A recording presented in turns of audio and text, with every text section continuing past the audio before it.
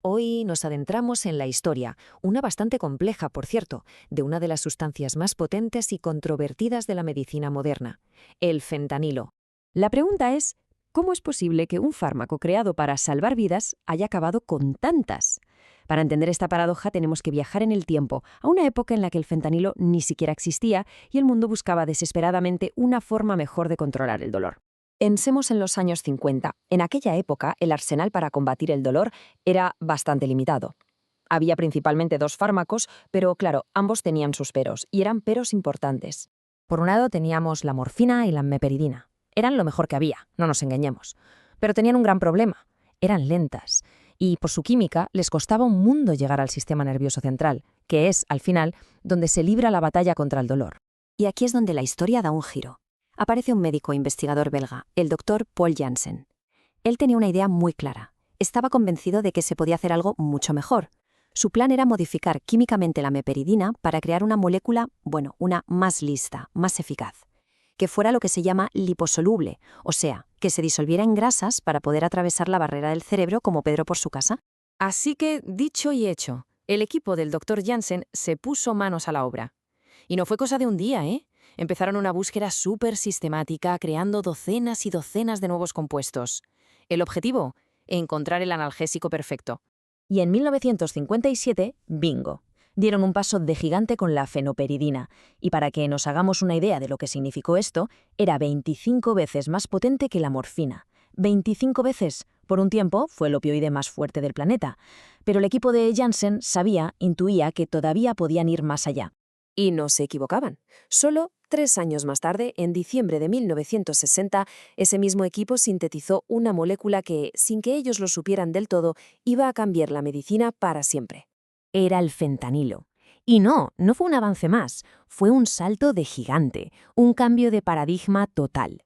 Para que entendamos la magnitud, era entre 100 y 200 veces más potente que la morfina, una auténtica barbaridad. Y no solo eso, su efecto era casi instantáneo, precisamente por esa alta liposolubilidad de la que hablábamos antes.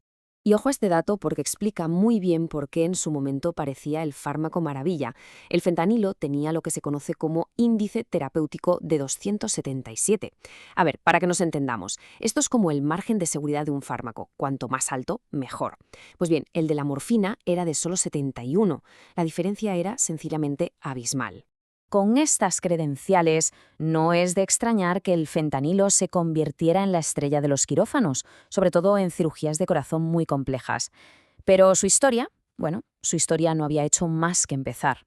Porque claro, en las décadas siguientes, a muchos se les encendió la bombilla. Empezaron a surgir formas nuevas y revolucionarias de administrarlo, sacándolo poco a poco del hospital y llevándolo a otros ámbitos. Y aquí vimos innovaciones de lo más curiosas, como el Oralet. Era literalmente una piruleta de fentanilo. Suena raro, ¿verdad? Pues se diseñó para dársela a niños y adultos antes de una operación y así calmar la ansiedad de una forma mucho menos traumática que un pinchazo. Lo interesante es cómo evolucionó todo. Los métodos más nuevos, como los sprays que se ponen debajo de la lengua, mejoraron una barbaridad la velocidad y la eficacia con la que el cuerpo lo absorbía. Esto convirtió al fentanilo en una herramienta potentísima para tratar esos picos de dolor agudo y repentino que se conocen como dolor irruptivo. Pero aquí llega la otra cara de la moneda, porque esa misma potencia que lo convirtió en una maravilla médica, también lo hacía increíblemente peligroso. Y no es algo que se viera con el tiempo, no. Las alarmas sonaron desde el principio. Uno de los anestesiólogos más importantes de Estados Unidos, el doctor Robert Dripps, se opuso con uñas y dientes a que se aprobara. Tanto es así que esos miedos llevaron a una solución de compromiso de lo más peculiar. En Estados Unidos, en 1968, solo se aprobó su uso mezclado con otro fármaco, el droperidol. La idea, o la esperanza, era minimizar el riesgo de que la gente abusara de él. Hubo que esperar hasta 1972 para que se pudiera usar solo. Claro, a medida que salían más y más productos para usar fuera del hospital, como los parches o los sprays, la FDA tuvo que ponerse seria.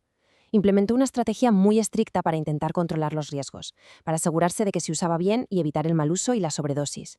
El problema es que todas estas regulaciones, todas estas precauciones, solo servían para el fentanilo legal, el de las farmacias. No podían hacer absolutamente nada para frenar la otra crisis, la que estaba creciendo en paralelo, la del fentanilo fabricado en laboratorios clandestinos y vendido en el mercado negro.